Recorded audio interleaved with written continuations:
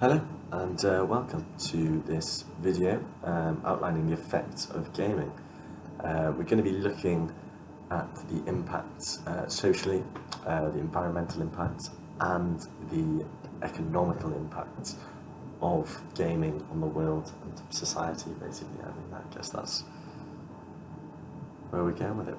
So first though, we're going to try and define gaming. It's a difficult one to define what it is, but I feel like Techopedia.com have got a great definition of what gaming is, and they've actually got a little explanation as well that they put on there. But as you can see there, gaming refers to playing electronic games, whether through a console, mobile, or another medium altogether, which I think that does pretty much sum it up pretty well.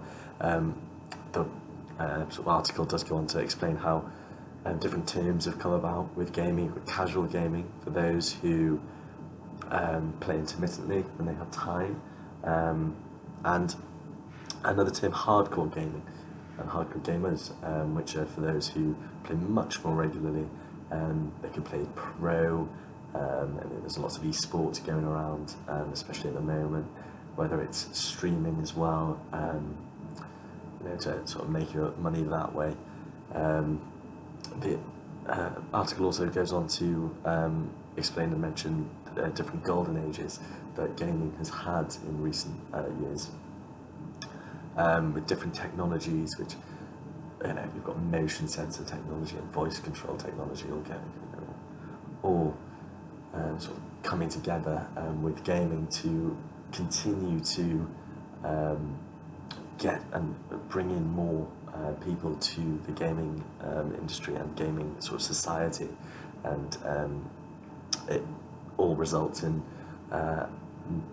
number of people who engage in gaming is continuing to steadily rise through the years. Moving on to the social impacts, and there appear to be some quite significant social impacts caused by the gaming industry. There's a journal, Computers and Human Behaviour, and if you look at volume 36 on this, I think it's like page 385 to 390, you've got Rachel Coet, Lamise Domahidi, Ruth Fessel and Thorsten Quant, who go into some great detail in the journal about some of the social impacts. And one of the things they really do hit home on is sort of the behaviour of adolescents in gaming, who are quite impressionable, obviously. However, the thing that they really go on to speak about is how their ability to create and sustain offline relationships is it's been swapped, potentially due to gaming and to just online relationships and speaking to people in the online community.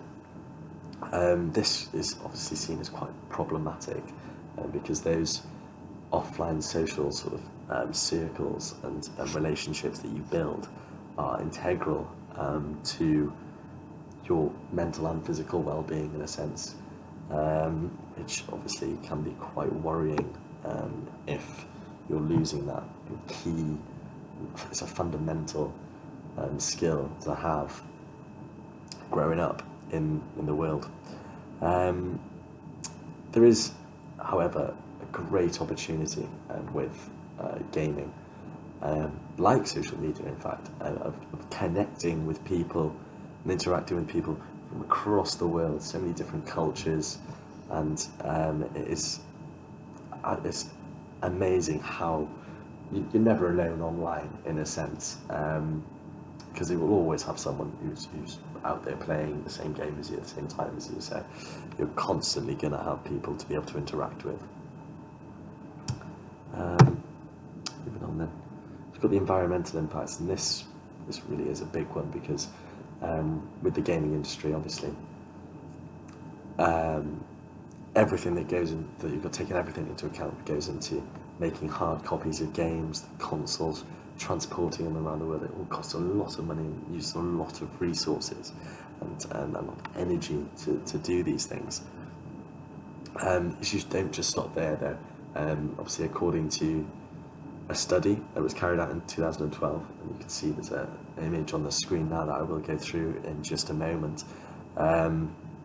about how there were more copies of manufactured games in existence than there were humans, and it's quite a scary statistic given the gaming industry has not been around that long to many other industries. I mean, it's only been sort of half a century really that gaming has been a thing, well, probably even less than that.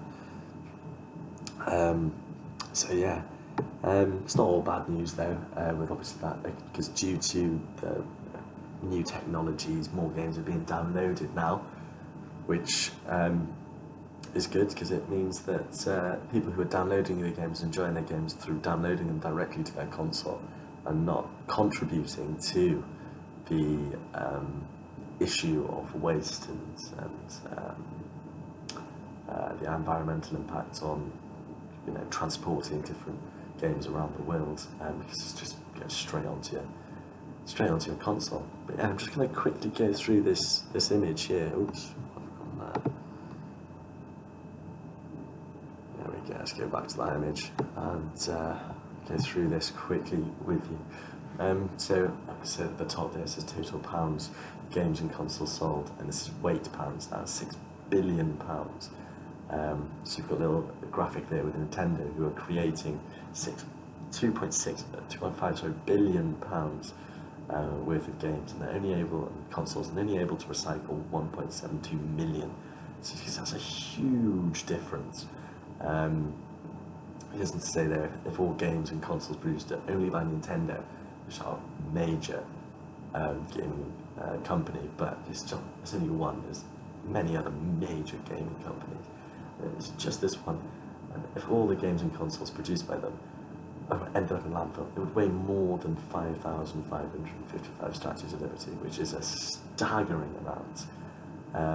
It goes on to say then as well that you've got 1,453 years before Nintendo would be able to recycle all their games and consoles, which is it's not really, it's such a long time. They're not doing it quick enough.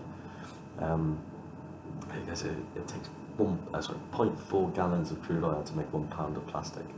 And just for a comparison, if all the games were downloaded instead of manufactured, that would save 2.4 billion gallons of crude oil, which is the equivalent to 4 times the yearly consumption for Italy. You've got the graphic there that more games are in existence than people, which I went through briefly earlier. And then again, we're talking about plastic being used to make a majority, and that doesn't decompose, which is very bad for the environment. You can recycle it, but then going back to Nintendo with their issues with recycling, it's just going to take too long to be able to recycle it all. And then we go on again to downloaded games, and the silver lining, so to speak, of the gaming industry at the moment, about how if all games were downloaded, and more are being downloaded as the years go on, rather than bought hard copies.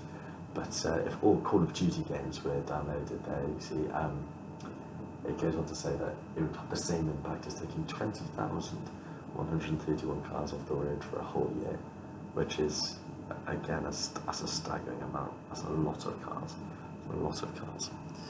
Yeah. Moving on then to the economic impacts, and some pretty big economic impacts too. As you can see there, according to TechJury.com, the gaming industry generated $135 billion in 2018. They're expecting this number to rise to 180 billion in the year 2021, which that's a staggering amount. Again, the gaming, it creates jobs as well for those who are developing games, manufacturing games, obviously bringing in money for themselves, taxes then that they get on what they are earning, obviously will go into the country, and then that's more money the country gets. Excuse me. Like I said earlier as well, with pro gamers, that is another economic impact that brings in money for themselves as well. And now we're just going to move on to a quick interview with a member of the public about their opinions on gaming. Thank you.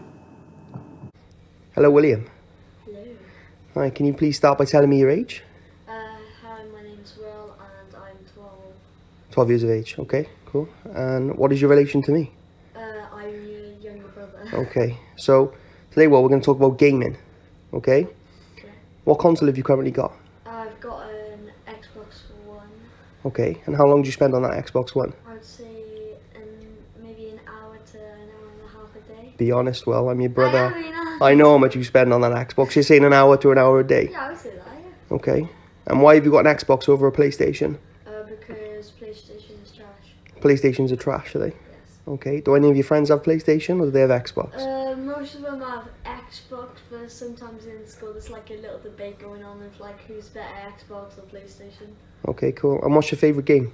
Favorite game is probably Fortnite or Mortal Kombat. Okay. You like Fortnite? I know you spend a lot of time on Fortnite. And Fortnite's a free game. Yeah, it is. But is it free? Well, like it's free because like to download, but Okay. you have to spend money on the virtual money Mm. in the game. So have you spent much money on the virtual currency? Yes.